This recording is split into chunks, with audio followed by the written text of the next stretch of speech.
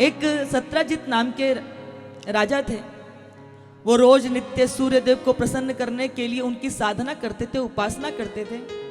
और सत्राजित के इस प्रसंग से मुझे भी याद आया, बंधुओं, सूर्य देव साक्षात नारायण है।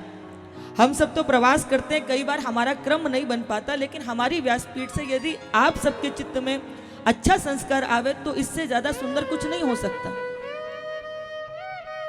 नित्य प्रयास कीजिए कि भोर में उठ करके जब आप स्नान कर लेते हैं तो सूर्य देव को जल दें। सूर्य को जल देने की बहुत बड़ी महत्वता है। आपके जीवन में तेजस्विता आएगी, अंधकार का नाश होगा, पाप का नाश होगा, आपकी कीर्ति चहुं ओर फैलेगी। तो इसलिए स्वयं भी जल दें, में अपनी संतान को भी सूर्य नारायण भगवान को जल चढ़ाने का संस्कार डलावें। राजा सत्राजित रोज सूर्य की उपासना करते थे और सूर्य की उपासना करने का ऐसा अद्भुत फल प्राप्त हुआ कि साक्षात सूर्य नारायण ने प्रकट होकर के उनको शामंतक मणि प्रदान की। ये शामंतक मणि 8 भार सोना नित्य प्रदान करती थी। अब सत्राजित जिनको घंटों घंटों जिनकी सेवा साधना में समय व्यतीत होता था, अब इतना धन होने के कारण उनका मन उस धन को गिनने में लगने लगा। एक दिन क्या हुआ कि द्वारकाधीश स्वयं सत्राजित के द्वार पर आए। सत्राजित ने द्वारकाधीश को जब अपने द्वार पर देखा तो अति प्रसन्नता में चरणों में प्रणाम किया। बोले, महाराज आपने क्यों कष्ट किया?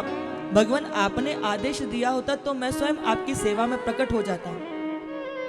थोड़ा हल्का, मैं स्वयं आपकी सेवा में प्रकट हो जाता। अब बंधुओं क्या हुआ कि सत्राजित ने प्रभु को अंदर अच्छे दिव्य आसन पर बिठाया है।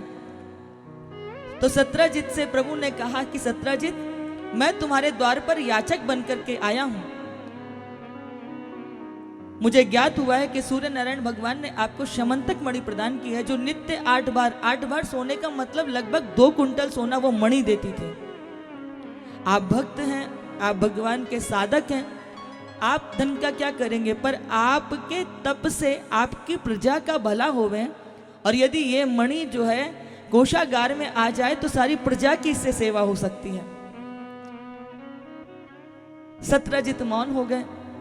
प्रभु समझ गए कि सत्राजित मणि देना नहीं चाहते। प्रभु लौट करके आए गए। कुछ समय बीता ही था। इन सत्राजित के भाई थे प्रसेनजित। एक दिन क्या हुआ कि वो शिकार खेलने के लिए गए तो वो जो शमंतक मणि थी उसको कंठ में धारण करके चले गए।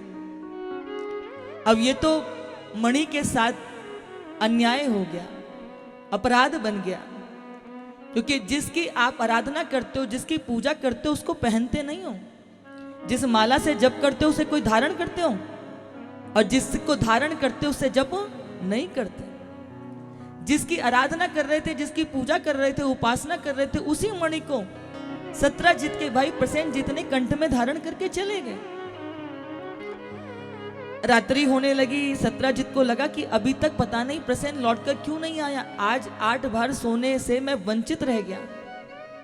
पहले तो सोने को खोने का गम रहा, और बाद में जब रात्रि बीतने को आने लगी तो उनको लगा कि किसी ने कहीं उस मणि को छोड़ तो नहीं लिया, छीन तो नहीं लिया, कहीं प्रसेन के साथ कोई घटना तो घटित नहीं हो गई। देखते ही देखते अगले दिन ये घटना पूरे क्षेत्र में फैल गई। और बात को ध्यान रखिएगा कि दीवारों के भी कान हुआ करते हैं। आप जब भी किसी के बारे में कुछ भी कहेंगे तो ध्यान रखिएगा कि वो बात फिर बतंगड़ बनकर के वहां तक पहुंचेगी। शब्द एक व्यक्ति से दूसरे व्यक्ति तक जाने में उसकी भाषा बदल जाती है।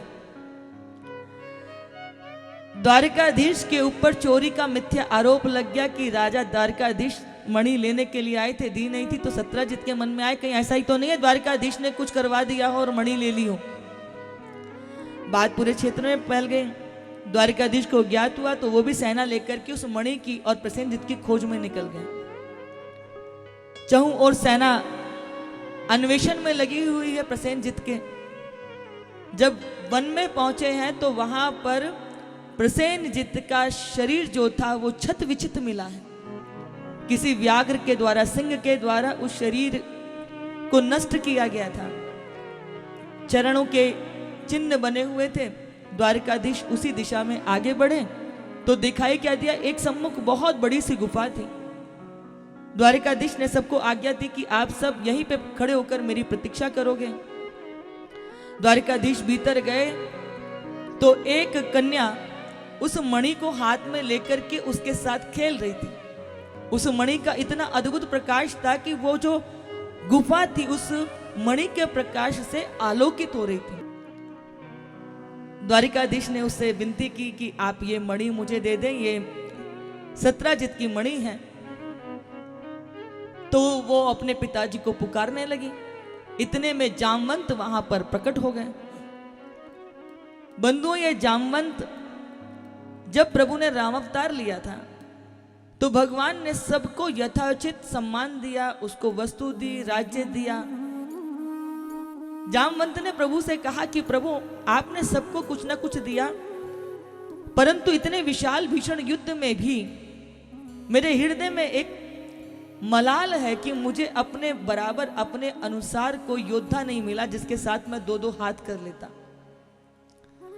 यदि आप मुझ पर अनुकंपा कृपा करना चाहते, कुछ देना चाहते, तो मैं आपके साथ दो दो हाथ करना चाहता हूं। प्रभु राम ने कहा कि जामवंत, इस बार मैं तुम्हारा स्वामी और तुम मेरे सेवक हो। सेवक और स्वामी के बीच में एक मर्यादा होती है।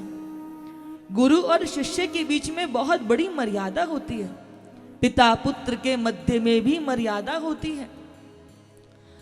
बोले, इस बार मैं तुम्हारा स्वामी हूं, तुम मेरे सेवक हो, इसलिए मैं तुम्हारी ये हृदय की इच्छा द्वापर में पूरी करूंगा। तो आज मेरे प्रभु जामवंत के साथ दो दो हाथ कर रहे हैं। जामवंत ने कहा, यदि मणि चाहिए तो मुझे परास्त करो, मणि ले जाओ। तो यहां कई दिन तक अनवरत युद्ध चलता रहा और बाद में जान पूछ करके प्रभु जो हैं वो नीचे गिर पड़े। और जैसे ही नीचे गिरे तो जामवंत ने भगवान के वक्ष स्थल पर अपने पैर का प्रहार किया तो दिखाई क्या दिया कि भगवान के वक्ष स्थल पर श्रीवत्स का चिन्ह है। जैसे श्रीवत्स का चिन्ह का दर्शन किया, चरणों में गिर गए। अपराध बन गया, ये तो बहुत बड़ा पाप हो गया कि मैंने श्री हरि पर अपने पैरों का प्रहार किया। चरणों में गिर करके पश्चाताप अश्रु प्रवाहित करने लगे। भगवान ने कहा कि जामवंत दुखी मत हो, अपने हृदय में अपराध बोध मत लेकर आओ, क्योंकि ये सब मेरी ही इच्छा से हुआ है। तुम्हारी त्रेता में इच्छा थी मुझसे दो दो हाथ करने की, आज मैंने तुम्हारी वही अभिलाषा पूर्ण करी है। तब जामवंत ने अपनी पुत्री जामवंती के हाथ में मणि रख करके प्रभु को अर्पित की है। अब बंधुओं, भगवान जामवंती को लेकर के आए और वो मणि ला करके उन्होंने सत्राजित को भेंट कर दी।